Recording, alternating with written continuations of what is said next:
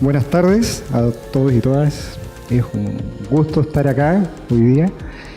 Esta es una especie de celebración de un fenómeno astronómico que ha levantado gran revuelo, como decía Alexis. ¿Ya? Así que les doy las gracias por mostrar el entusiasmo. Y para mí es inevitable hacer la pregunta. Me gustaría escuchar cómo estuvo el eclipse. ¿Lo pudieron ver? ¿Sí? Escucho niños emocionados por ahí. Bueno, la verdad es que en Casa Herrero, Cuchillo Palo, yo no lo pude ver. No pude ver nada, no me di ni cuenta qué pasó porque estaba haciendo pruebas de sonido. Pero no importa. Es para mejor, como es por ahí. Bueno, a grandes rasgos, el panorama general de la conversación, quizás me gustaría decir, plantearlo más como una conversación, ¿ya? Voy a hablar de lo siguiente. Primero voy a hablar un poco de la motivación, ¿ya? Siempre es importante estar motivado cuando uno afronta un tema o quiere conversar de algo. Luego voy a hablar de los fenómenos celestes inesperados. Luego también voy a hablar de cómo esto se relaciona con la ley de la gravitación universal planteada por Newton. Posteriormente, cómo se relaciona también con la teoría de la relatividad general planteada por Einstein, que, como ustedes ya saben, va en el título de la presentación, ¿cierto? El eclipse de Einstein. Entonces hay una relación ahí, de ahí vamos a saber por qué. Luego voy a entrar un poco más en materia y vamos a hablar precisamente de los eclipses. Una pregunta que, aunque no lo crean, mucha gente se hace: ¿para qué sirve un eclipse? Como si la naturaleza fuera utilitaria para algo en este caso. Voy a terminar hablando de una muy buena noticia del eclipse del año 2020. Curiosamente, Chile va a ser el protagonista, fue el protagonista hoy día y también va a ser protagonista el próximo año, ya que va a haber también un eclipse total de sol muy cerca, ahí en Valdivia y en la región de la Araucanía. Así que vamos a hablar un poquito de eso. Y voy a finalizar con una pequeña y cordial invitación. Eso es una sorpresa. Bueno, el fin de semana recién pasado yo estuve en Concepción visitando a mis padres. Entonces, en un momento, mi papá me pregunta: oye, pero ¿por qué tanto revuelo con un eclipse? ¿Por qué es interesante? ¿Qué está pasando? Así como que él vio que había tanto revuelo mediático por esto del eclipse que fue inevitable preguntar: ¿qué onda con el eclipse? En la otra cara de la moneda estaba mi mamá, que fue lo más al norte que pudo con maletas y todo a ver el eclipse. Pero esa es otra historia. Entonces la verdad es que yo me quedé pensando: ¿qué tiene de interesante un eclipse? Y digo, ¿por qué es importante? ¿Por qué vale la pena? ¿O por qué suscita toda esta atención por parte de no solamente de los científicos, sino que gente normal como nosotros, ¿cierto?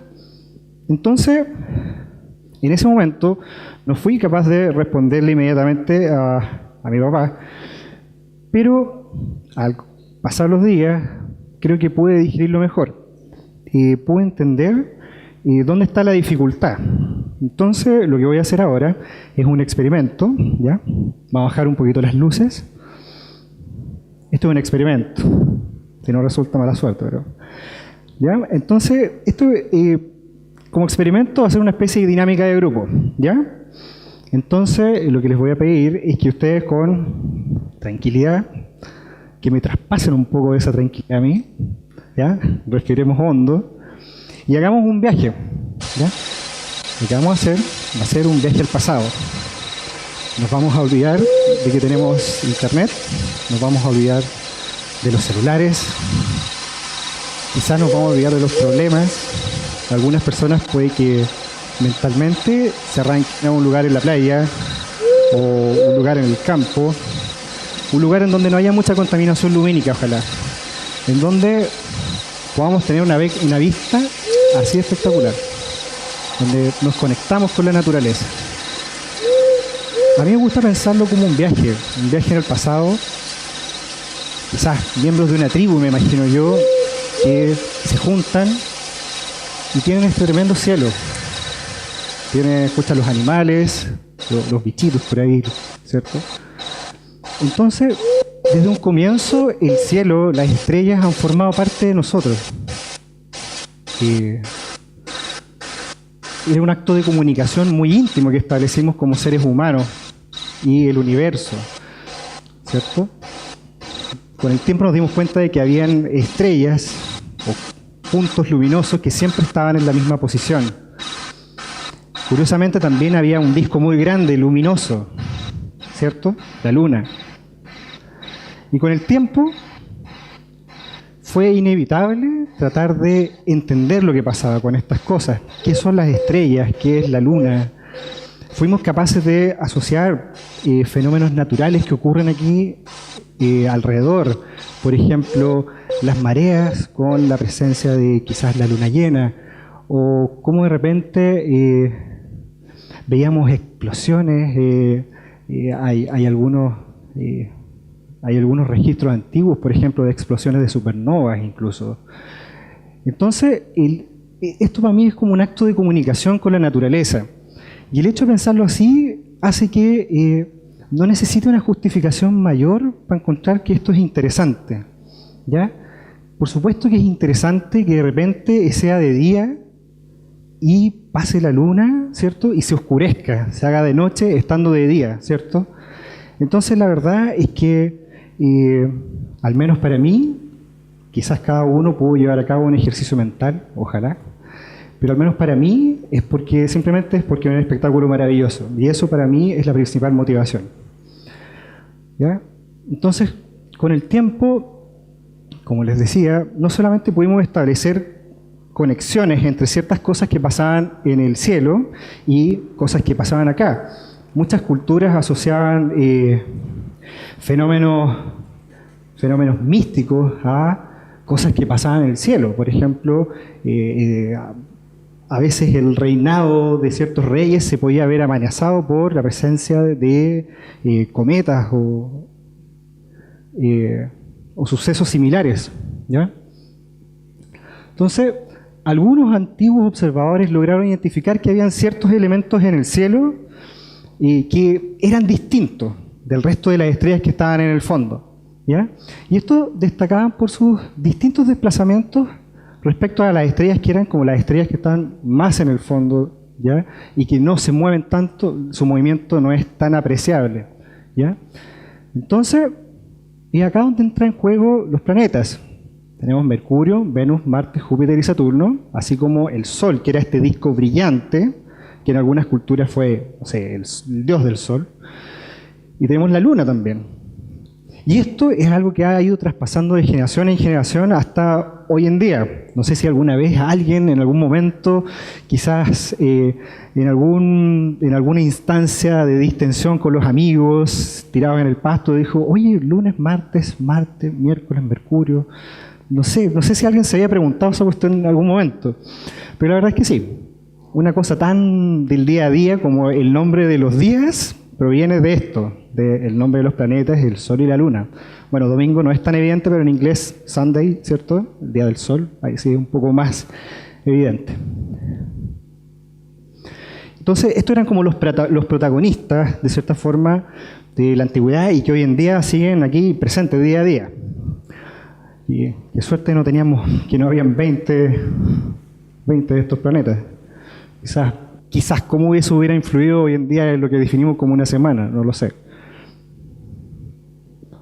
Faltaba eso.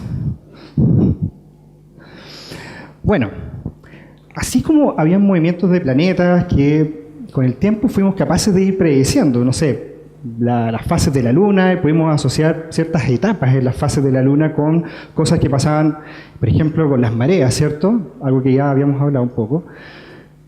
Había muchos fenómenos celestes que eran inesperados. Entre ellos están los eclipses de luna, los eclipses solares, las supernovas, que mencioné hace un rato, y también están los cometas. ¿Ya? Entonces, generalmente, y yo creo, es mi opinión personal, es que este tipo de cosas estaban asociadas a cosas muy malas. ¿Ya? Los emperadores y los reyes se ponían muy nerviosos cuando habían eclipses, tanto de luna como del sol, o cuando pasaban cometas, porque generalmente eso terminaba en que uno de los miembros de la familia iba a morir. ¿Ya? Entonces, esto llevó a que tanto emperadores como reyes pusieran mucho esfuerzo en tratar de entender este tipo de fenómenos naturales. Porque en la medida en que somos capaces de entender estos fenómenos naturales, ya no nos van a sorprender en el mal sentido de la palabra, ¿cierto? Vamos a poder entender que quizás es algo natural, no es algo místico, no es algo que necesariamente signifique algo. Yo como rey no significa que porque hay un eclipse me van a cortar la cabeza, no necesariamente, ¿cierto? En la antigüedad los eclipses de sol fueron perturbadores para los pueblos, y es por esta razón que en particular los griegos designaban a este fenómeno con el nombre de eclipse, que significa desaparición o abandono. Pero por otra parte estaban los cometas. ¿Ya? Los cometas también son un fenómeno muy lindo. No sé si alguno de ustedes ha tenido la posibilidad de ver, si es que está en una zona un poquito más escondida de la contaminación lumínica, quizás hayan podido tener la oportunidad en su vida de ver algún cometa. Pero hoy en día, bueno, en YouTube uno pone, no sé, cometa y van a aparecer muchos videos. Pero ciertamente verlo en vivo en directo es distinto. Yo por lo menos no lo he vivido nunca. Pero bueno, volviendo al tema. Por otra parte estaban los cometas, ¿cierto? Durante la Edad Media, los cometas se consideran augurios que presagiaban la muerte de los reyes. Así de grave era la cosa. O sea, si tú eras un rey y pasaba un cometa, te ibas a morir. De alguna u otra forma te iban a matar. ¿Ya? Entonces, en particular, en el año 1682, un gran cometa causó revuelo al atravesar el cielo de Inglaterra. Entonces, en este momento había un caballero muy acaudalado que se llamaba Edmund Halley. Quizás le suena un poco el nombre, el apellido. Entonces, Edmund Halley estaba muy interesado en este tema y fue donde una persona muy connotada de la época, que probablemente, quizás todos ustedes conocen, que es Isaac Newton.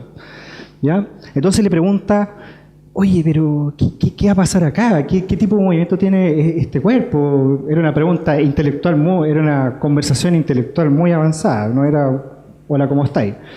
Entonces, ¿y de qué se trata todo esto? Y bueno, en ese momento Isaac Newton le cuenta, bueno, este tiene un movimiento elíptico alrededor del sistema solar, y obedece una ley de fuerza del inverso al cuadrado de la distancia, como que el tipo lo entendía todo, ¿ya? Y Edmund Halley quedó pero completamente estupefacto. Entonces, generosamente se ofreció a publicar la información que Newton tenía, y eso es lo que nos llevó a la publicación de este libro muy famoso que, como ya lo he dicho quizás en alguna otra oportunidad, pero debe ser una de las obras científicas más grandes de todos los tiempos, que son los Principios de Matemática de Newton. En este libro, Newton no solamente introduce la ley de la gravitación universal, que era lo mejor que teníamos en ese tiempo, sino que también el tipo construye la matemática necesaria para poder describir el movimiento de los planetas, describir el movimiento de los cometas, y en el fondo para darnos un orden dentro del universo. Recuérdense que aquí estamos en una etapa en donde mucha de la gente, curiosamente, al igual que hoy en día, creían que la Tierra era plana o que era el centro del universo. Entonces, ese es el setup, ese es el contexto histórico, ¿ya? Entonces, Newton de alguna forma llegó a poner orden. Entonces, eso es la ley de la gravitación universal. Entonces, la historia quizás un poco apócrifa, no está del todo claro si es que pasó o no pasó, pero la historia cuenta que Newton se estaba arrancando de la peste negra en los campos de la mamá, creo, no sé. No estoy muy seguro de esa parte de la historia. Entonces el tipo estaba descansando bajo un manzano. Lo estoy contando como una anécdota porque no estoy seguro si es cierto, pero ustedes me van a seguir. Entonces el tipo ve que cae una manzana. Y justo, por alguna razón, estaba la luna al fondo. Y de alguna forma, él fue capaz de conectar la caída o el movimiento de la manzana al caer con el movimiento de la luna alrededor de la Tierra. Y uno se pregunta, ¿cuál es la conexión acá? ¿Cómo un movimiento en que yo dejo caer algo se puede relacionar con el movimiento de la luna alrededor de la Tierra? ¿Ya? Entonces, obviamente, nuevamente, les voy a extender una invitación a abrir la imaginación, ¿ya? Para esto de la física hay que tener mucha imaginación. Entonces, vamos a tratar de seguir la línea de pensamiento. ¿Ya? Entonces, ¿cómo se relaciona el movimiento de una manzana al caer y la rotación de la Luna alrededor de la Tierra? Entonces, primer paso, ¿qué necesito? La manzana cayendo. Entonces, vamos a suponer que será Newton. Y si le cae una manzana, ¿ya? Ese es el paso 1. Quédense con eso solamente. Ahora, paso 2. Vamos a exagerar un poco las cosas. Entonces, voy a construirme un cañón de dimensiones cataclísmicas, muy grande, del porte del planeta Tierra, o muy cercano a eso. Y lo que vamos a hacer, vamos a disparar una bala de cañón. Entonces, ¿qué es lo que va a ocurrir? Es que la bala de cañón va a llegar primero ahí, luego un poquito más lejos. Ingrediente 3, necesitamos un poco más de potencia. Entonces este cañón empieza, dispara nuevamente la bala, y esta vez la bala del cañón llega un poco más lejos. Y el paso 4, va a llegar un punto en que la velocidad con la que el cañón dispare esta bala va a ser tan fuerte, ¿cierto? Tiene el nombre ese de velocidad crítica porque es una velocidad bien particular. Si yo disparo una bala de cañón a esa velocidad, lo que va a ocurrir es que la bala nunca va a dejar de caer alrededor de la Tierra. Va a quedar atrapada en el campo gravitacional de la Tierra. ¿Ya? Eso es lo que ocurre. Y bueno, esto que está acá se relaciona con este dibujo, esta ilustración que está acá, que es una ilustración que yo mismo saqué de los principios de matemáticas de Newton, la copié de Google, ¿ya? Está metida por ahí en alguna parte del libro, pero uno tiene acceso a ese libro, eso es lo choro.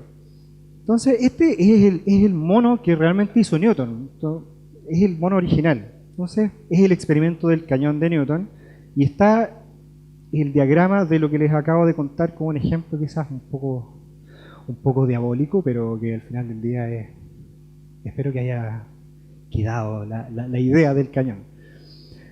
Bueno, entonces ya creo que hemos logrado entender este dibujo. Y ahora quizás muchos pudieron hacer la conexión. Ahí está el logo del Centro de Estudios Científicos. Entonces quizás, por lo menos se van a llevar para la casa, que ahora ya saben de dónde viene el logo del SEX. Entonces en el logo del SEX tenemos el diagrama quizás 2.0 del dibujo hecho por Newton en los principios de matemática. Y la verdad es que filosóficamente para mí por lo menos tiene mucho sentido porque es un dibujo íntimamente conectado con la gravitación, que es una de las áreas de investigación del centro, así que excelente. Entonces, volvamos al tema de la gravitación universal. En ese tiempo, donde la gente todavía se peleaba, la Tierra es plana, la Tierra es el centro del universo, donde estaba toda esa coyuntura cultural, también mucho pensamiento religioso que influía en las visiones no solamente de la gente, sino que también de los intelectuales. Entonces llega Newton a poner orden y dice, bueno, la ley de la gravitación universal es lo que es y te explica todo. ¿Pero qué es lo que pasa? Que no explica todo. Entonces, basta de cháchara. ¿Qué nos dice la famosa ley de la gravitación universal? Bueno, de manera muy simple, lo que nos dice la ley es que todos los cuerpos del universo, sí, así de, ¿cómo decirlo? Así de quebrado era Newton.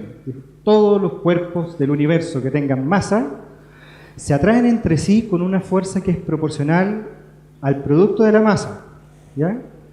De los cuerpos que están involucrados, y que es inversamente proporcional al cuadrado de su distancia. Bueno, si uno lo dice así, quizás suena un poco a trabalenguas, pero quizás si uno ve la formulita es un poco más simple.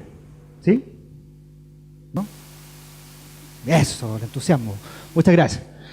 Entonces, lo que quiere decir en español esta cosa es que tenemos acá una F de fuerza, ¿ya? Punto base, ya. Partimos de ahí, tenemos una fuerza. Y acá tenemos la masa de los cuerpos involucrados. Es decir, cualquier cuerpo en el universo que tenga masa, yo puedo calcular la fuerza con la que estos cuerpos se atraen, ¿ya? Entonces, yo tengo la masa de los cuerpos involucrados y eso lo divido por la distancia que los separa, ¿ya? Y eso, multiplicado por esa letra misteriosa G, que se llama la constante de Newton, nos da la fuerza con la que estos dos cuerpos se atraen. Es decir, si usted me quiere poner en aprietos y dice, oye, o sea que yo me estoy atrayendo con mi amiga, yo le tendría que decir, sí, si su amiga tiene masa y usted tiene más, ustedes se están atrayendo. Así que todavía hay esperanza. Bueno, una de las consecuencias inmediatas de Newton al plantear esta ley de la gravitación universal es que se logró entender cómo es que los planetas giran en torno al Sol. Entonces aquí ya quedó claro que la Tierra ya no es el centro del universo, es el Sol, por lo menos el Sol es el centro del sistema solar, ¿cierto? Los planetas giran en torno al Sol. Los planetas giran en torno al Sol. Y no lo hacen en cualquier tipo de órbita, no es una órbita circular, ¿no? No, señor. Es una órbita elíptica, ¿ya? ¿Qué es una elipse? Quizás por ahí hay algún niñito o niñita inquieta que quiere saber qué es una elipse. Bueno, una elipse es como una especie de deformación o achatamiento de un círculo. O sea, si usted agarra un aro, un círculo, y lo aplasta un poquito, eso va a ser una elipse. ¿Ya? ¿No le gustó la explicación? ¿Quién está llorando? Ya. Bueno, eso es una elipse. Entonces, gracias a la ley de la gravitación universal, nosotros podemos entender cómo es que los planetas siguen estas órbitas elípticas alrededor del Sol. Y también pudimos entender cómo es que la Luna gira alrededor de la Tierra. Porque sí, así como los planetas giran en torno al Sol siguiendo órbitas elípticas, la Luna también orbita alrededor de la Tierra siguiendo una órbita elíptica, ¿ya? Pero eso no es todo. Así como Newton pensaba que su ley de la gravitación universal explicaba todo, con el tiempo se dieron cuenta, los intelectuales de la época que discutían mucho este tipo de cosas, se dieron cuenta de que la ley de la gravitación universal tenía ciertos problemas, ¿ya? En particular, habían dos paradojas que estaban presentes en este cuento, ¿ya? Por una parte, estaba la paradoja de Bentley. La paradoja de Bentley dice, si la gravedad es una fuerza atractiva, entonces, ¿por qué no colapsa todo el universo? Y tiene mucho sentido, porque yo acabo de decir que si hay dos cuerpos que tienen masa, entonces se atraen. Entonces ahora, llevemos el experimento un poco más a lo exagerado, ¿cierto? Es decir, todas las estrellas del universo deberían estarse atrayendo y apiñándose a un puro punto, ¿cierto? Eso es lo que debería ocurrir, pero no es lo que observamos, ¿cierto? Por otra parte, también estaba la paradoja de Olbers. Y una pregunta tan simple, ¿por qué el cielo es negro? ¿Por qué el cielo de noche es negro? Creo que esa no es la... Sí, perdón, ¿por qué el cielo de noche es negro? ¿Cuál es el punto de esa paradoja? Nosotros sabemos que el día existe porque nos llega la luz del sol, ¿cierto? Pero, si estamos de noche, y uno va al campo, o va a la playa, o a cualquier zona donde haya muy poca contaminación lumínica, uno se va a dar cuenta de que simplemente mirando al cielo, de que hay infinitas estrellas. Y cada una de esas estrellas es un sol.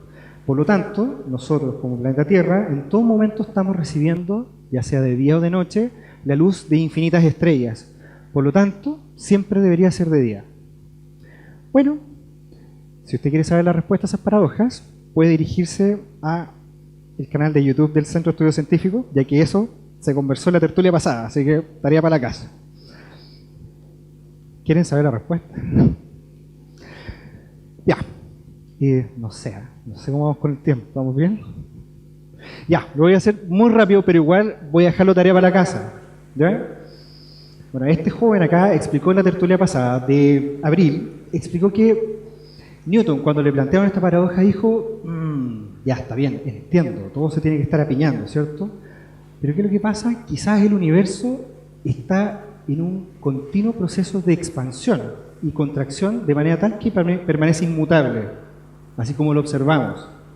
¿Ya? Es decir, si la fuerza gravitacional, si la ley de la gravitación universal dice que todo se debería estar juntando, hay algo que hace que se esté expandiendo de manera tal que está todo en equilibrio. Pero al mismo tiempo Newton no era tonto, era un tipo muy inteligente y él sabía que su propio argumento tenía una falla. ¿Cuál es la falla? Es que si uno asume eso, tendría que asumir inmediatamente que todo está quieto en el universo, que no hay nada que se esté moviendo, porque esto tiene que ser un estado de equilibrio muy preciso para que todas las fuerzas, para que ambas fuerzas, la de atracción y la de repulsión en este caso, se estén equilibrando y el universo no colapse. Y claramente eso no es lo que nosotros observamos, ¿cierto? Nosotros observamos que los planetas se mueven, que la Tierra se mueve, que la Luna se mueve, que se está todo moviendo, no es que estemos quietos en el universo. Por lo tanto, Newton sabía que había una falla en su argumento. Y con respecto a la paradoja de Olbers, bueno, una especie de spoiler, porque ustedes después de esto van a llegar a la casa a ver el video. Entonces, una especie de spoiler es que la paradoja de Olbers tiene que ver con que el universo tuvo un comienzo. Espero que eso sea una motivación suficiente para que usted se quede metido y vaya a la casa a ver el video. Bueno, continuamos. No solamente habían paradojas, no solamente habían preguntas que hacían poner a Newton y a su ley en una posición muy incómoda. También habían observaciones experimentales. Digo experimentales, ¿por qué? Porque aquí la misma naturaleza te está mostrando que quizás tu ley está mala o le falta algo, porque igual explicaba muchas cosas, ¿cierto? Entonces, uno no puede decir de plano que la ley de la gravitación universal estaba mala, por supuesto que no. Pero habían ejemplos en los cuales la ley de Newton fallaba. Y uno de esos ejemplos, que fue el que motivó lo que voy a conversar después, ¿ya? Fue el corrimiento en el perihelio de Mercurio. Entonces, ¿qué es lo que teníamos hasta ahora? Nosotros teníamos que, según la ley de la gravitación universal de Newton, los cuerpos, los planetas, se mueven en órbitas elípticas alrededor del Sol, donde el Sol ocupa uno de los focos, ¿ya? Las elipses tienen dos focos. Foco 1, foco 2. Cuando el planeta está en el punto más cercano a uno de los focos, en este caso el Sol, eso se llama el perihelio. Y cuando está en el punto más lejano, con respecto a ese foco, se llama el afelio. ¿Ya? Esas son dos posiciones importantes. Entonces, según la ley de Newton, lo que debería ocurrir es que el perihelio del planeta siempre está en la misma posición. ¿Ya? El perihelio del planeta siempre está en ese punto. Pero ¿qué pasaba? Había un astrónomo francés, Le Verrier, que él se dio cuenta de que la órbita de Mercurio tenía un problema. Orbitaba de manera elíptica alrededor del Sol, pero su perihelio se corría, se movía. Entonces Le Verrier dijo, bueno, ulala, no sé, dijo, ulala, quizás aquí hay algo. Entonces, Le Verrier en ese tiempo era más o menos famoso porque él había descubierto el planeta Neptuno de una forma similar. Él estaba mirando la órbita del planeta Urano y se dio cuenta de que la órbita del planeta Urano tenía una cierta anomalía. ¿Ya? Y con el tiempo, él se dio cuenta de que una forma de explicar la anomalía de la órbita de Urano era poniendo en alguna parte muy particular un cuerpo muy masivo, de manera tal que pudiera explicar el corrimiento en la órbita elíptica de Urano. Luego, Le Verrier habló con un amigo que era astrónomo, un alemán, hasta donde recuerdo, y le dijo, tienes que mirar en tal parte, en tal punto, y ahí tiene que haber algo. Dicho y hecho, el astrónomo, muy diligente, llegó a su casa, a su telescopio, y se dio cuenta de que ahí había un planeta. Y voilà, descubrió Neptuno. Entonces, siguiendo esa lógica, él dijo, bueno, si Mercurio tiene un problema en su órbita, si está pasando algo y ya tuve éxito, entonces, ¿por qué no tratar de replicarlo? Entonces, él propuso la existencia de un planeta llamado Vulcano. Entonces, Vulcano se encontraba en alguna parte misteriosa entre Mercurio y el Sol. Y bueno, no lo podemos culpar por tratar de hacer eso, porque ya le había funcionado una vez. Entonces, ¿qué es lo que pasó? Fue que muchos científicos estuvieron durante 50 años tratando de encontrar Vulcano y nunca lo lograron. Nunca se encontró y está bien, porque no existía. Así que está bien. Éxito. ¿Ya? Es decir, aquí había todo un cuento de lo que observamos versus lo que deberíamos observar. Y es así, como pasaron, estamos en Newton, recuerden, 1600 y algo, pasaron unos cuantos años hasta que llegamos a Einstein. 200 años. Entonces, habían pasado 200 años y esta anomalía todavía no era explicada por la existencia de ningún planeta extra. Por supuesto que habían científicos, algunos científicos muy excéntricos que plantearon todo tipo de soluciones, pero no había nada serio, nada concreto. Entonces, si el problema no está en lograr entender el movimiento del planeta alrededor del Sol siguiendo la teoría de Newton, por lo tanto, esto nos dice que quizás sea momento de empezar a cuestionar la teoría o el rango de validez de la ley de Newton. Entonces, es acá cuando aparece en escena este señor muy conocido, ¿ya? Al cual de cierta forma le estamos dando homenaje hoy día, y él propuso una cosa que en el momento fue completamente revolucionaria. O sea, para poner un poco aquí en contexto, Einstein Alemania, Newton, inglés, Primera Guerra, estaba a la escoba, ¿ya? Entonces imagínense lo complicado del momento histórico que se estaba viviendo. Entonces lo que propone Einstein es una cuestión revolucionaria. Él dice, voy a reemplazar o vamos a reemplazar el concepto de fuerza que está inherente en la ley de Newton, lo vamos a reemplazar por la curvatura del espacio o el espacio-tiempo que un cuerpo con masa induce a su alrededor. Dicho en español, ¿qué es lo que ocurre? Si yo tengo un cuerpo masivo acá y tengo otro cuerpo masivo acá, imagínense, no sé, el Sol y la Tierra, y la Tierra está orbitando alrededor del Sol, tiene que haber algo, esta fuerza misteriosa que nadie sabe de dónde viene, pero hay una fuerza misteriosa que hace que esto pase, ¿ya? Entonces Einstein dijo, bueno, quizás esa cuestión es innecesaria, quizás esta fuerza no existe, porque introduce un elemento que es bastante sospechoso, que es el concepto de acción a distancia, que probablemente alguno de ustedes haya escuchado en algún momento. Entonces dice, me voy a deshacer de ese concepto. Entonces voy a reemplazar el concepto de fuerza por el de curvatura del espacio-tiempo, que un cuerpo con masa induce a su alrededor, ¿ya? Entonces, ¿qué es lo que quiere decir esto? Dicho en un español muy aterrizado, ¿estas acaso son las ecuaciones de Einstein? Entonces, lo que nos dicen estas ecuaciones es que el contenido o la distribución de energía modifica la geometría del espacio-tiempo, ¿ya? Es decir, si yo tengo una distribución de energía, masa, por ejemplo, eso va a perturbar la geometría del espacio-tiempo. Y el ejemplo aquí canónico que uno siempre dice es que imagínate una cama elástica, ¿cierto? Que si no hay ningún cuerpo masivo, está plana, ¿cierto? Pero que si uno pone, no sé, una bola muy pesada en el centro, la cama se va a deformar. Entonces ese es un ejemplo perfecto de cómo una distribución de masa puede cambiar la geometría de, en ese caso, la cama elástica, pero en el universo es del espacio-tiempo, ¿ya? Entonces, esas ecuaciones ahí se ven inocentes, pero la verdad es que esconden mucha matemática. No los voy a latear con eso, pero es para que se hagan una idea. Esto es una aproximación solamente, ¿ya? Pero probablemente si alguno en la universidad ha sufrido pasando por cálculo, conoce al menos lo que significa ese delta. Sí. Sí, ustedes sí. Sí. Bueno. La física no es solo teoría. En la teoría se tiene que contrastar con los experimentos o tiene que lograr explicar la naturaleza. Entonces recuerden que todavía había un problema que todavía no está solucionado, ¿cierto? Está el problema en la órbita de Mercurio. Déjenlo ahí en alguna parte del buffer. Entonces nos encontramos acá gratamente con el nombre de esta presentación, que se llama el eclipse de Einstein. La teoría de Einstein, que fue presentada alrededor del año 1915, fue una teoría completamente revolucionaria, una cuestión fuera de su época. Fue realmente revolucionaria. Entonces, este tipo se dio cuenta de que había una forma de testearla experimentalmente, ¿ya? Y una forma de lograr eso era a través de un eclipse de sol.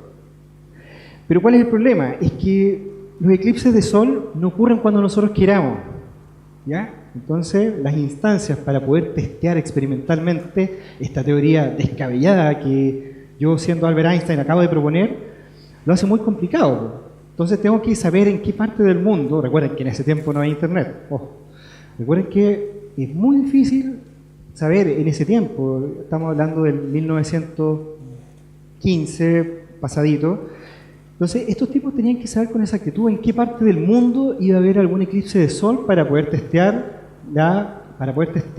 experimentalmente la teoría de la relatividad general.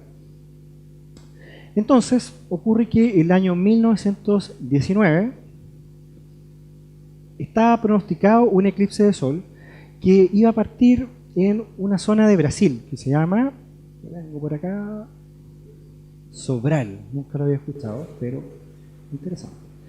Entonces, esta zona del eclipse iba a atravesar desde Sobral, que es como la zona noreste de Brasil, y iba a atravesar todo el océano Atlántico hasta la costa occidental de la Guinea Ecuatorial, la isla Príncipe. Entonces, lo que hicieron los ingleses, entre ellos estaba un astrónomo muy conocido de la época, Eddington, y se organizaron. Lo que hicieron fue proponer dos excursiones de científicos. Recuerden que este tiempo, en este momento, era como algo parecido como a Indiana Jones, mandaban a la gente nomás a investigar y suerte. Entonces se propusieron hacer dos expediciones. Una expedición iría hasta Brasil y la otra iría a la isla Príncipe y verían experimentalmente, en vivo y en directo, si es que era posible, si es que lo que predice la teoría de la relatividad general se corresponde con lo que se observa en vivo y en directo. Entonces, en español, ¿qué es lo que propone? ¿De qué consta este experimento propuesto por Einstein? Bueno, imagínense que uno mira al cielo. Entonces, no sé, imagínate que yo apunto con puntero láser arriba. Entonces arriba está una estrella. Yo sé que en todo momento es una estrella que está muy en el fondo, muy lejos de la Tierra, por lo tanto su movimiento aparente siempre, para todos los efectos prácticos, no se mueve, está quieta en la bóveda celeste. Entonces yo conozco la posición de esa estrella, ¿ya? La conozco siempre. Entonces, ¿qué es lo que va a pasar? Va a pasar que en algún momento, si hay un eclipse de sol, perdón, antes de eso, yo sé dónde está la posición de esa estrella. Y lo que también sé, según lo que propone la teoría de la relatividad general, es que si en algún momento pasa el Sol, entre medio, la luz, la trayectoria de ese haz de luz, es decir, la luz que me llega de esa estrella, debería seguir un camino deflectado, como el que está acá. ¿Ya? Entonces, nosotros en teoría seríamos capaces de medir la posición de siempre versus la posición en la cual se corre cuando el Sol pasa por delante. El problema inmediato es, chuta, ¿cómo voy a ser capaz de ver la luz de una estrella que está detrás si justo en ese momento voy a tener al Sol encandilándome, ¿cierto? Es imposible. Y es por eso donde cobra protagonismo científico los eclipses de Sol. Resulta que si la Luna pasa y cubre totalmente la luz del Sol, yo sí voy a ser capaz de ver la luz de las estrellas que está detrás y por lo tanto podría medir el corrimiento de ese haz de luz. ¿Ya? Entonces, para tratar de aterrizarlo ahora un poquito más, eso es lo que ocurre. Eso es lo que ocurre y eso es lo que se detectó, eso es lo que se midió. Como consecuencia, la teoría de la relatividad general de Einstein es cierta. Fue capaz de predecir una cuestión muy rara.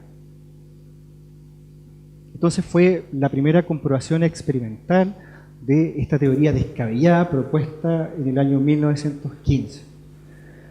Y es bonito, de cierta forma, como un grupo de astrónomos ingleses que hace poco estaban en guerra con los alemanes se encargaron de corroborar experimentalmente una teoría que iba a derribar a Newton, que para los ingleses en ese tiempo era una autoridad.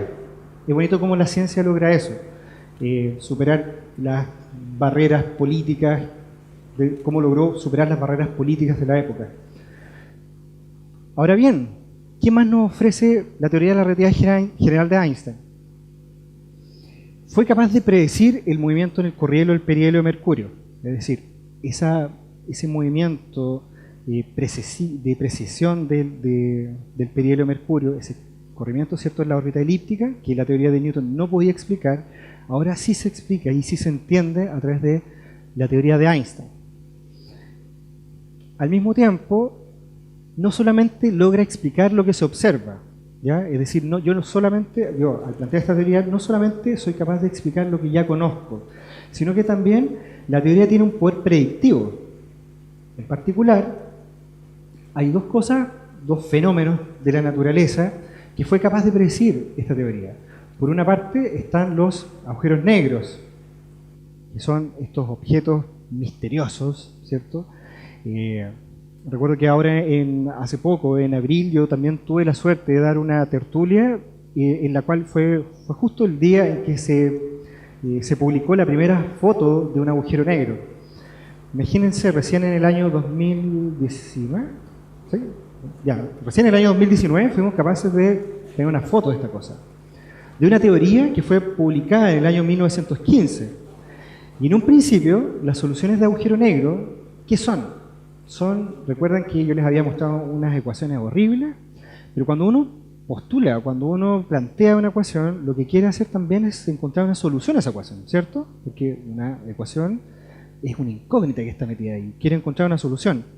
Entonces hubo un tipo llamado Carl Schwarzschild que estaba justo metido en una guerra, en una trinchera, y al mismo tiempo que, no sé, me imagino como pegando balazos, calculaba, así de bueno era, logró encontrar una solución matemática a las ecuaciones de Einstein. De hecho, la solución era tan ingeniosa que hasta el mismo Einstein quedó sorprendido. Entonces, en ese momento, y durante mucho tiempo, se pensó que las soluciones de agujero negro no eran nada más que un artefacto matemático. Pero ahora ya sabemos que existen en el universo, les hemos tomado una foto, y también sabemos que en el centro de casi todas las galaxias hay un agujero negro, ¿ya? Que permite que la masa de la galaxia, ¿cierto?, no salga desparramada por efecto de fuerza centrífuga, ¿cierto? Es algo muy bonito. Y eso no es lo único. Por otra parte también, la teoría de la relatividad general predice la existencia de las ondas gravitacionales. ¿Qué es una onda gravitacional? ¿Qué es una onda primero? A ver. Imagínense que uno tiene una piscina con el agua calma. De repente uno agarra una piedra, la tira en el centro de la piscina, ¿y qué es lo que va a pasar? Que parte de la energía de la caída de la piedra se va a perder, ¿cierto? Al modificar, al diseminarse quizás, va a perturbar la capa de agua, ¿cierto? Vamos a ver ondas concéntricas que se van a ir alejando del lugar del choque. En el universo pasa algo muy similar. Cuando tú tienes, no una roca, como en el caso de la piscina, pero cuando tú tienes dos cuerpos muy masivos, por ejemplo, agujeros negros, y estos tipos chocan, se atraen por fuerza gravitacional, ¿cierto? Estamos hablando de un sistema binario.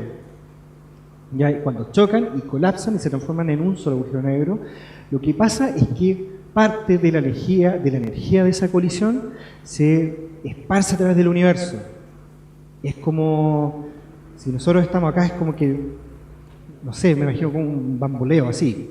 Algo así es lo que se midió, pero es una cosa muy pequeña. O sea, el instrumento que fue capaz de medir esta perturbación en el espacio-tiempo, tiene una precisión mayor a la distancia de un átomo. O sea, es un instrumento muy, muy preciso.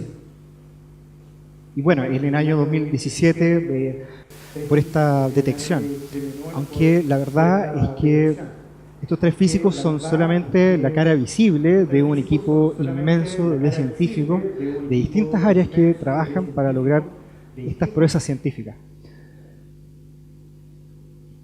Ya, hablamos de Einstein, hablamos de Newton, hablamos de lo misterioso que son algunos fenómenos naturales, y ahora viene lo que nos convoca, ¿cierto? Los eclipses. Entonces aquí hay tres lindas fotos, un eclipse de luna, y tenemos un eclipse de sol, que seguramente debe ser muy parecido a lo que vio la gente allá en el norte. Yo lamentablemente no he podido ver ninguna foto todavía, pero ya lo haré. Y esto acá es un eclipse anular. Entonces, ¿qué es lo que deberíamos haber visto hoy? Esto. Esta es una especie de simulación de lo que se debería haber visto hoy día. Es decir, hoy día, a una hora que yo no conozco porque no estaba pendiente, pero pasó, en la región de los ríos fuimos capaces de presenciar algo así. Es decir, que por un instante la luna cubrió el disco del sol, lo cubrió cerca de un 71%. Entonces ustedes chiquititos que estaban viendo el eclipse, ¿se vio así o no? ¿Algo parecido? ¿Sí? Qué bueno. Entonces eso es lo que deberíamos haber visto hoy. Lo puse entre comillas porque cuando estaba haciendo la presentación, ustedes saben, estamos en Valdivia, entonces no había ninguna garantía de que íbamos a poder ver alguna cosa. De hecho, era chistoso porque yo hoy día en la mañana me levanté, miré por la ventana, estaba despejado, después seguí durmiendo, me levanté, miré de nuevo, estaba nublado, y así sucesivamente todo el día estuvo así. Entonces, por eso lo dije entre comillas, porque no era claro, pero para el que no lo vio, eso es lo que deberíamos haber visto. ¿Ya? Entonces, ¿qué son los eclipses? En la Tierra se producen dos tipos de eclipses. Tenemos los eclipses solares, que es el eclipse que pudimos presenciar hoy día, o que ustedes pudieron presenciar porque yo no lo vi. Y por otra parte están los eclipses lunares. Los eclipses solares son cuando la luna se interpone en el camino de la luz del sol y proyecta su sombra sobre la Tierra. Y los eclipses lunares son cuando la Tierra se interpone entre la Luna y el Sol y proyecta su sombra sobre la Luna. ¿Ya? Entonces acá está una ficha, un esquema, ¿cierto?, de cómo funciona esta cosa. Pero después vamos a hacer un experimento, porque ahí va a quedar mucho más claro. Entonces aquí hay una linda foto del eclipse solar captado en Coyhaique en el año 2017. Y acá tenemos una foto de un eclipse lunar captado en Santiago en el año 2010. ¿Ya? Entonces acá tenemos la fuente luminosa. El Sol envía su luz, la luz choca con la Luna y al mismo tiempo provoca una sombra sobre alguna parte de la Tierra. Ese eclipse de Sol. Y por otra parte tenemos el eclipse de Luna. Tenemos Sol que dispara su luz y la luz choca sobre la Tierra y provoca una sombra sobre la Luna. ¿Ya? Eso es lo que tenemos. Y eclipses solares y eclipses lunares. Ahora, un poquito más sobre el eclipse solar de hoy. La Tierra es un lugar muy particular. La verdad es que cuando uno, a medida que más va aprendiendo sobre la naturaleza, sobre la Tierra, sobre el universo, más se va dando cuenta de que la Tierra es un lugar realmente particular. No solamente por albergar vida, sino que también porque pasa algo súper curioso. Este es solamente un ejemplo, la verdad es que la Tierra es muy especial por muchas cosas. Pero la Tierra es el único planeta del sistema solar en que se podrían ver eclipses totales de Sol. Y esto ocurre por una cosa bien curiosa.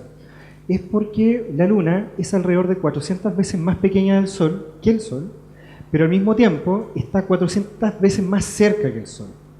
Por lo tanto, su tamaño aparente en el cielo es aproximadamente el mismo. ¿Ya? Si usted fuera un marciano, usted no tendría eclipses totales de Sol. Y lo que usted vería sería esto. Entonces acá tenemos un eclipse del Sol provocado en el planeta Marte por el tránsito de Phobos, que es una de las lunas de Marte, al tapar la luz del Sol. Medio fome, pero bueno. Ese es el problema de los marcianos. Pero yo igual a veces encuentro notable que seamos capaces de ver esto. O sea, imagínense, yo acá les acabo de mencionar que tenemos una foto de un eclipse solar de Marte y fue como, ya, nadie se sorprende ya con este tipo de cosas. Si lo piensan bien, Marte es el único planeta donde viven puros robots. Es impresionante esa cuestión. Bueno, me voy a olvidar de este episodio. Sigamos con el eclipse. Entonces, una pregunta que cae de cajón. De repente la gente me pregunta, es súper curioso porque se hizo mucha difusión para este evento. Entonces, más de algún amigo me dice, oye, pero ¿qué onda con el eclipse? ¿Para qué sirve? Es una pregunta muy rara, ¿para qué sirve un eclipse? Pero por una parte, yo le digo, muy entusiasta, le digo, bueno, un eclipse es un espectáculo maravilloso de la naturaleza. Si tú de repente tienes la oportunidad de ver, no sé, un arcoíris tremendo, dices, oh, qué bonito. El eclipse para mí es algo parecido, es algo impresionante. O sea, que estando de día de repente se haga de noche, que se oscurezca totalmente, que baje la temperatura, que se levante viento, es como medio apocalíptico, ¿cierto? Pero no, es bonito. Y bueno, si a usted no le interesa la parte bonita, también tiene un interés científico. Ya nuestros amigos, los griegos, sabían que la Tierra era esférica. Y lo sabían por esto. Este es una versión terraplanista de un eclipse, en la cual claramente nosotros podemos ver la sombra proyectada de la Tierra sobre la Luna, ¿cierto? Entonces queda súper claro que la Tierra es plana. No, señor, no es lo que vemos nosotros. Nosotros sabemos que los eclipses lunares no son así. Entonces los griegos ya sabían que la Tierra al menos no era plana, era esférica, quizás podía tener, no sé, otra forma, pero era aproximadamente esférica debido a los eclipses lunares, porque sabían que la Tierra proyectaba sus sombras sobre la Tierra. ¿Ya? Por lo tanto, si usted de repente se pilla con un terraplanista por ahí, dígale esto. Y eso ya lo sabían en el año 2000 a.C. Esto no es nuevo, no lo estoy inventando yo. Y esta era gente que no tenía internet, ya lo sabía. Y ahora que tenemos internet estamos poniendo en duda este tipo de cosas. Bueno, en fin. Entonces, hay un interés científico asociado a este tipo de cosas. ¿Ya? Los griegos ya lo sabían. Y son importantes. Pero también nos sirve para estudiar el Sol. patudamente dije no sirve. La verdad es que yo no trabajo con el sol, no soy un científico solar, pero me sumo al carro de la victoria. Entonces digo, no sirve para estudiar el sol. Ahora, si usted es porfiado y usted me quiere poner aprieto, pero ¿para qué sirve estudiar el sol?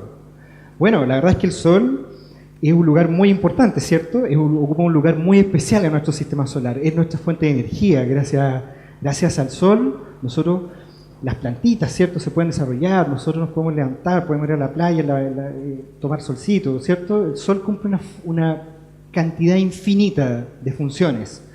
Por lo tanto, la pregunta de por qué es importante estudiar el sol queda completamente sobreseída, ¿cierto? Y por ende, nosotros también sabemos que cualquier cosa que le pase al sol nos va a repercutir inmediatamente a nosotros. Por eso es importante.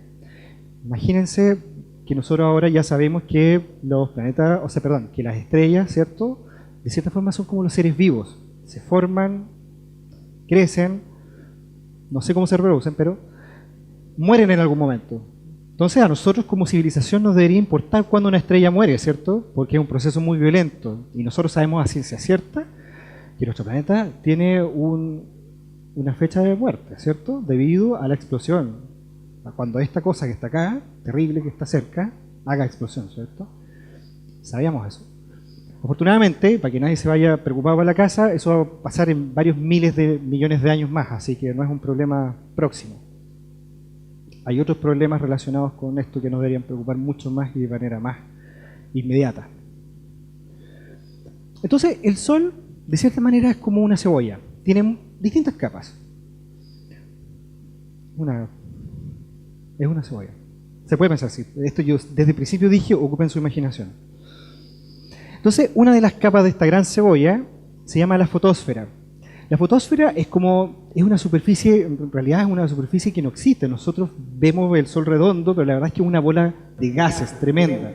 Es como cuando uno ve una nube de lejos y ve que tiene cierta forma, ¿cierto? Es como si uno la pudiera tocar, pero en realidad, si tú te acercas a la nube en un avión, te das cuenta que es gas, ¿cierto? Es vapor de agua. No tiene una forma definida. Entonces, la fotosfera pasa exactamente lo mismo. Uno la ve redondita, como si pudiera tocarla, pero en realidad es que es puro gas. Las estrellas viven en un constante equilibrio entre la atracción gravitacional hacia el centro y este constante explotar, ¿cierto? Estas constantes explosiones nucleares que hay dentro que generan el combustible y generan el calor. ¿Ya? Entonces, la fotosfera es como dice ahí, es una superficie imaginaria.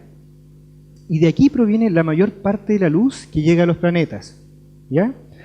Las cáscaras que están por debajo emiten aún más luz, pero la verdad es que son absorbidas entre medio, se pierde toda esa luz. Porque el Sol, ustedes me entenderán, que tiene más de un millón de kilómetros de diámetro. Entonces es una cosa muy grande, por lo tanto la luz que se origina en las capas más interiores, al tratar de salir a la superficie, se pierde. Por lo tanto, la luz que nosotros vemos proviene de las capas exteriores. Por ejemplo, la fotosfera. Las temperaturas acá son del orden de los 5800 Kelvin. Los Kelvin es una escala de temperatura especial, pero supongamos que ustedes me entienden. Créanme eso, 5800 Kelvin es muy caliente. ¿Ya? Quédense con eso. Entonces, esto es lo que nosotros vemos siempre. Pero sucede que cuando hay eclipses solares, uno tiene información visual. Nosotros, como simples personas, podemos acceder visualmente a otras zonas del Sol, que comúnmente no podemos acceder porque el Sol nos está tirando tanta luz que bloquea todo el resto. Entonces, en los eclipses solares, nosotros podemos ver otra zona del Sol que se llama la cromósfera. La cromósfera vendría a ser esta zona roja que está alrededor. ¿Ya? Esta es una delgada capa de aproximadamente 10.000 kilómetros de espesor y está compuesta por columnas de gas de unos 700 kilómetros de ancho y unos 7.000 kilómetros de longitud. 7.000 es harto. La Tierra tiene como 12.000 kilómetros de diámetro, así que perfectamente es comparable al tamaño de la Tierra, esas manchitas rojas chicas. La temperatura de la cromósfera está entre los 7.000 y los 15.000 grados Kelvin, mucho más caliente que la fotosfera. Y también hay una parte más espectacular todavía, que se llama la corona solar. Cuando usted es capaz, tiene la suerte de presenciar un eclipse total de Sol, lo que va a ver es esta zona de acá. todo esto que está acá, esta zona blanquecina, es la corona solar. Su extensión puede alcanzar hasta los 3 radios solares y la temperatura es del orden de los 2 millones de Kelvin. Si ustedes se acuerdan, en el caso de la fotosfera y la cromosfera, hay una distancia ya bastante apreciable, ¿cierto?, en orden de temperatura. Y esto aún es un misterio, no está del todo claro por qué.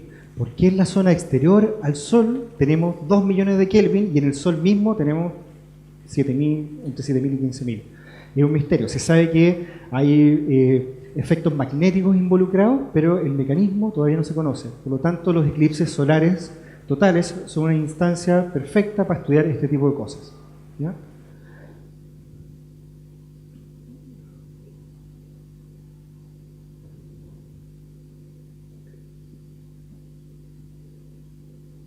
Ya. Otra cosa que uno puede ver dentro de los eclipses solares son una parte que se llama las perlas de Bailey. Las perlas de Bailey es ese puntito de luz o esa protuberancia, quizás protuberancias de luz que uno puede ver. ¿Qué es lo que nos dice eso o por qué aparecen? Porque son causadas por la luz que brilla a través de las montañas lunares. Es decir, las perlas de Bailey nos hablan acerca del perfil lunar. Es como si yo me pusiera de perfil y la alumbrara con una linterna acá y ustedes verían mi nariz. Esas perlas de Bailey son el producto de la nariz de la luna, por decirlo de alguna forma. ¿Ya? Es el perfil lunar. Entonces, observarlas nos permite reconstruir con precisión el perfil lunar, lo cual ya también es interesante. Bueno, una buena noticia para gente como yo que se perdió el eclipse hoy día es que el próximo año vamos a tener también un eclipse total de Sol. El eclipse va a ser el día 14 de diciembre de 2020 a eso de la 1 del día y va a partir en la zona de la región de la Araucanía, donde el porcentaje del Sol que se va a cubrir por la Luna va a ser del 100%. Aquí en Valdivia el ocultamiento del Sol va a alcanzar un 99%, pero si usted se va a la zona norte de la región de los ríos va a ser del 100%. Por lo tanto, vamos a ser testigos presenciales, va a ser imposible que nos perdamos el eclipse. Entonces, la otra suerte que también tenemos es que este eclipse, de cierta forma, va a ser mucho más choro que el que acaba de pasar en el norte. ¿Por qué? Porque a la 1 de la tarde el Sol está muy cerca de la vertical arriba. Por lo tanto, la posibilidad de que haya algún obstáculo en el horizonte que nos impida ver este eclipse va a ser muy baja. Por lo tanto, si juntamos en una misma mochila, en un mismo bolso, 14 de diciembre, buen tiempo, 13 horas, porque Valdivia es peligroso, entonces, pero 13 horas, una hora rica, diciembre, buen tiempo, lo más probable es que vamos a ser testigos de un evento maravilloso. Y también, debido a que Valdivia es una ciudad muy accesible, ¿cierto? Es fácil de llegar. No es que el eclipse sea en la punta del cerro, aquí en la región de los ríos, no. Lo vamos a ver de una manera muy fácil. Es muy fácil llegar. Y lo que sí vamos a estar seguros cuando uno se pregunta qué podemos esperar es que sin lugar a dudas nos vamos a ver completamente invadidos por científicos y turistas de todas partes del mundo. Así que va a ser una experiencia muy interesante desde el punto de vista de observar el fenómeno y también desde el punto de vista quizás de turismo y todo eso. Va a ser muy interesante. Entonces acá yo, abusando de mis capacidades pedagógicas, tenía la intención de recrear el eclipse. ¿Ya? Entonces yo, en un esfuerzo pedagógico tremendo, con mi hija, estuvimos construyendo una pequeña cosita. Entonces, necesito voluntarios. ¿Ustedes? Ya, un voluntario. Necesito otro voluntario más. 2, perfecto. Muy entusiasta. Entonces, ya. Tú vas a hacer el Sol. Por favor. ¿Cómo te llamas? Gaspar. Ya, Gaspar. Ponte por acá, por favor.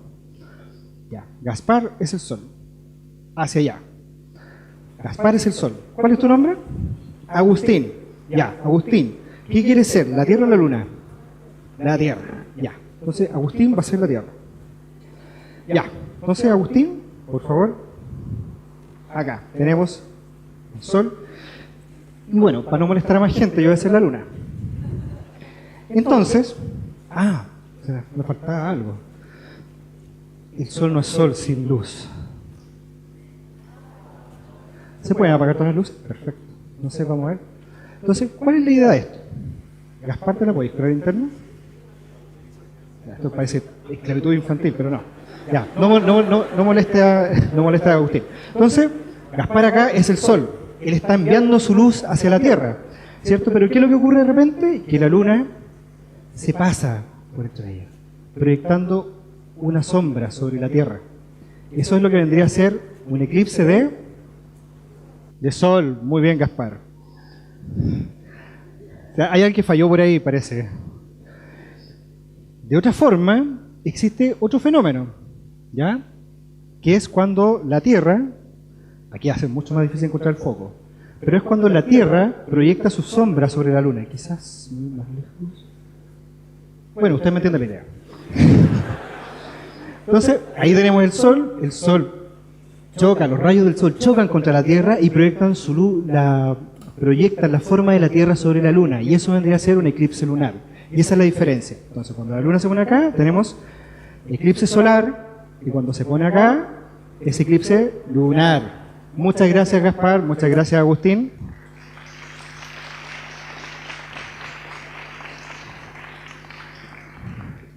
Muchas gracias, Agustín. Bueno, espero que haya quedado súper clara la diferencia entre un eclipse de sol y un eclipse de luna. Entonces ahora me gustaría terminar, no se impacienten, me gustaría terminar con una invitación. Y la invitación es quizás un poco más para los adultos, para el papá, para la mamá. Y la invitación viene de la mano con el siguiente video. Es un video de lo que estuve haciendo con mi hija el fin de semana. Esa es la luna, por si acaso. Entonces estábamos trabajando y ella solita se pone a jugar. Sí. Entonces, esto es una invitación desde el punto de vista, o sea, es una invitación, es un comentario doble en realidad. Por una parte, porque soy un papá chocho, y por segundo, el comentario va desde el punto de vista de la invitación. Es una invitación a que juguemos con nuestros hijos, los involucremos en esta cosa, que nunca hagamos de que pierdan ese asombro constante por la naturaleza y por las cosas que pasan, ¿ya? Nuestros niños van a ser los próximos científicos. Así que, por favor, nunca matemos esas ganas de querer jugar aprendiendo. Muchas gracias.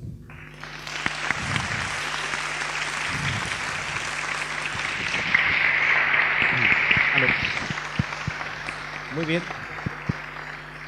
Muy bien. Agradeciendo la exposición de Miguel, ahora tenemos espacio para unas 3 preguntas, 4, para no abusar del tiempo de cada uno de ustedes. Hay micrófono abierto, así que nada más levanten la mano quien quiera hacer una consulta, y allá está un micrófono en circulación. ¿Alguien? ¿Alguna consulta? Ahí tenemos.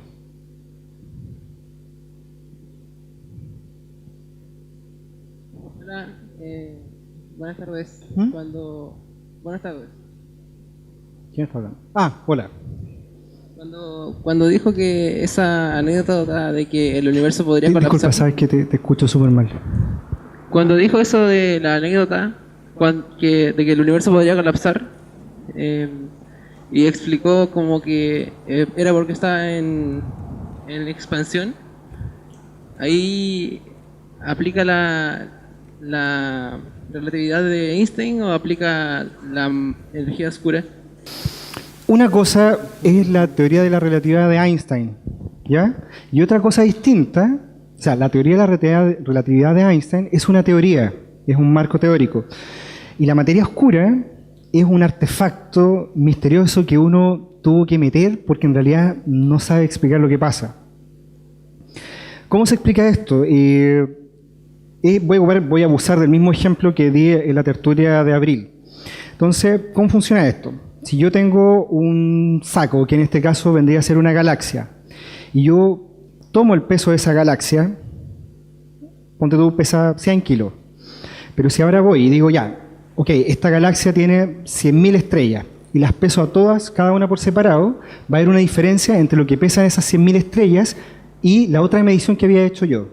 Es decir, hay una diferencia entre el saco completo y la suma de todos los ingredientes que están dentro del saco.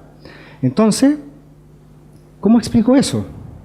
Y es ahí, debido a la ignorancia que tenemos, que se introdujo la materia oscura, para lograr explicar esa diferencia, ¿ya?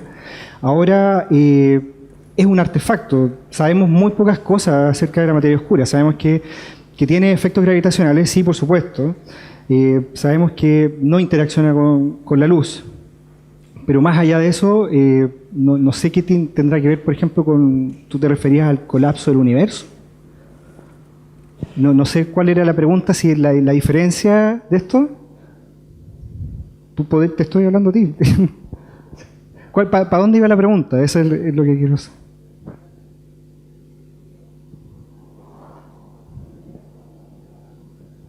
El universo no colapsaba porque... ¿Por qué?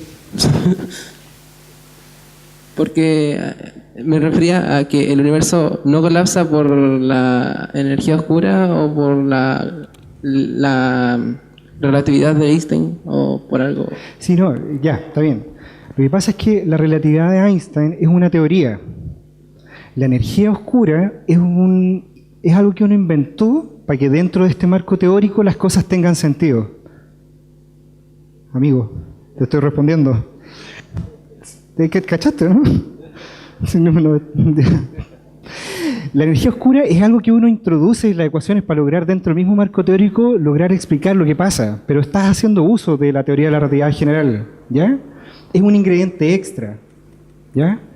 Pero no es que sea algo ajeno, no es otra teoría, no es una teoría de la energía oscura, es un ingrediente que uno mete para poder explicar lo que se observa, pero apoyándose en la teoría de la relatividad general, ¿ya? Tenemos otra pregunta. Hola, ¿se escucha? Hola. Sí. No me quedó muy clara la explicación de por qué cambiaban las órbitas de los cuerpos, porque si fuera siempre la misma órbita tendríamos el eclipse solar siempre en el mismo lugar. Entonces, ¿por qué cambia la órbita de los cuerpos alrededor del Sol? ¿Por qué? Ya.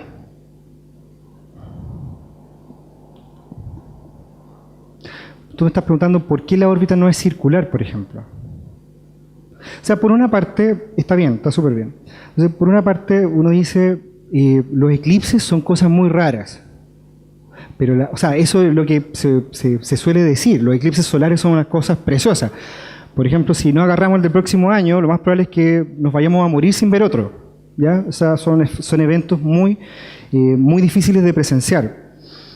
Ahora bien, los eclipses solares tienen cierta regularidad. Creo que la regularidad es como de 300 años y algo. Es decir, si estamos acá en Valdivia, van a pasar un ciclo de más o menos un poco más de 300 años para que Valdivia vuelva a tener un eclipse solar, ¿ya? Esa es la idea.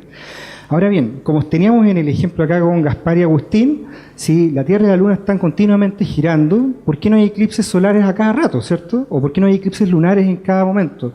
Y eso ocurre porque el plano... Vamos a recurrir de nuevo a la... No sé si va a servir esto, pero...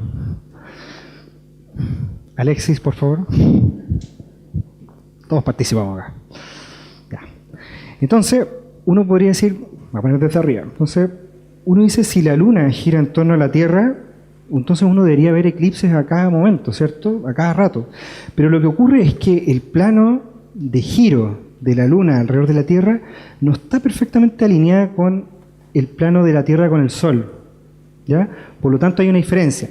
Entonces, ¿qué es lo que quiero decir? Que el plano de oscilación de la Luna con respecto al Sol está ligeramente inclinado, así de esta forma. Estoy poniendo efectos especiales acá.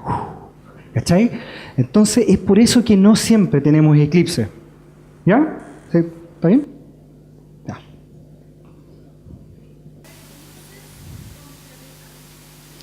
Ah, interesante. A ver. Muy interesante pregunta, Gaspar. Los ingredientes que teníamos recién para determinar cómo funcionan los eclipses es, Alexis, que estaba jugando el rol del Sol, ¿cierto? El Sol es una estrella, es un objeto que emite luz, ¿ya? Y por otra parte tenemos a la Tierra y teníamos a la Luna, que son dos cuerpos que no son estrellas y que no emiten luz. Lo único que hacen es reflejar la luz del Sol, ¿ya? O sea, nosotros vemos a la Luna en el firmamento única y exclusivamente porque actúa como una especie de espejo. Ella nos refleja la luz que le manda el Sol. Entonces, si tú me dices si acaso podrían haber eclipses entre planetas, la verdad es que estrictamente no, porque los planetas no emiten luz. Por lo tanto, entre ellos no podrían eclipsarse. Pero uno se puede imaginar que... No puede. Tenemos una pregunta ahí arriba. Interesante pregunta. Sería la última, estamos pasadísimos el tiempo. Ya me doy la Ahí espalda ya. Van a quedar varias preguntas, me van a odiar. Por pero supuesto, después dejamos siempre conversando. podemos conversar después de la tertulia. No sé si en alguna parte anoté mi correo, pero siempre pueden enviar preguntas. La vez pasada me llovieron hartas preguntas, así que los invito, por favor, a usar del correo. Esta puede ser una pregunta, algo que puede parecer tonta o... No hay pregunta tonta. Incluso algo rara, pero es que hablando con mi madre me habló sobre que la luna se acerca poco a poco a la Tierra y eso me entró una curiosidad de si el Sol también se va acercando y si en caso hipotético de que el Sol se vaya acercando, el colapso de la estrella sería más rápido que cómo su onda gravitacional agarrasería con nosotros. Qué pregunta más cataclísmica. Bueno, tu pregunta me llena de esperanza para seguir con esto de la divulgación. Bueno, sí, es cierto. O sea, por una parte, partamos del hecho de que las órbitas de los planetas alrededor del Sol y de la Luna alrededor de la Tierra no es una órbita perfectamente redonda, ¿ya? Es elíptica. Es decir, que la distancia va variando. ¿Se acuerdan que yo en algún momento hablé del perihelio y el afelio? En el caso de la Luna alrededor de la Tierra pasa exactamente lo mismo. Hay un punto máximo de cercanía de la Luna hacia la Tierra, en la cual nosotros vemos la Tierra o la Luna mucho más grande.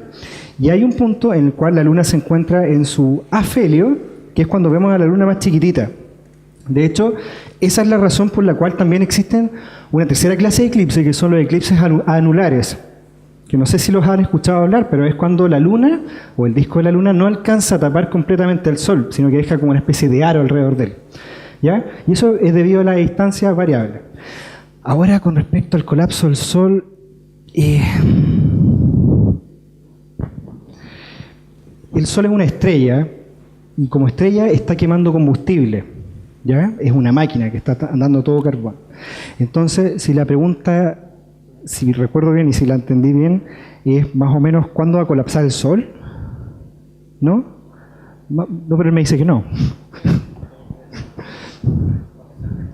Que si el Sol colapsaría antes de arrasar con nosotros con sus ondas gravitacionales.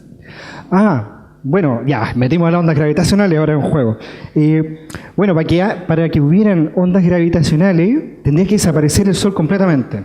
Es como que de repente el Sol, imagínate que el Sol terminó de explotar, ¡pap! Y eso genera esa perturbación en el espacio-tiempo. Pero a esa altura, hace muchos años ya, o muchos millones de años, que en la Tierra ya no va a existir vida. Porque el Sol en sus etapas finales lo que va a empezar a hacer, a medida que va quemando combustible, es crecer, crecer, crecer, crecer. De hecho, en la etapa más fatal, creo que el Sol ocupa hasta la órbita de Venus. Es decir, el radio del Sol va a crecer tanto que en tamaño va a alcanzar a cubrir hasta la órbita que hoy día tiene el planeta Venus. Tú te podrás imaginar que para esa altura ya la vida de la Tierra... Así que no es muy esperanzadora la respuesta. Muchas gracias. Con esta última intervención quiero pedir un aplauso para Miguel y su posición. Gracias, gracias.